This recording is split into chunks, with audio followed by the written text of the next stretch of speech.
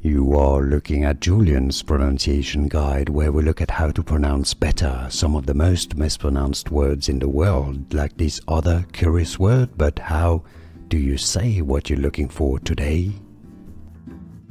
We are looking at how to pronounce this name. We'll be looking at how to say more names of animals and names from science and biology, also known as more simply parrots.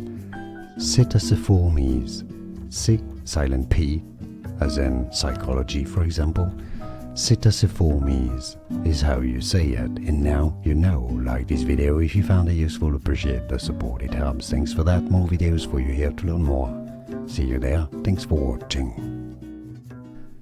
Here are more videos on how to pronounce more confusing words and names too many mispronounced. Like this video if you found it useful, appreciate your support. I'll see you soon and thanks for watching.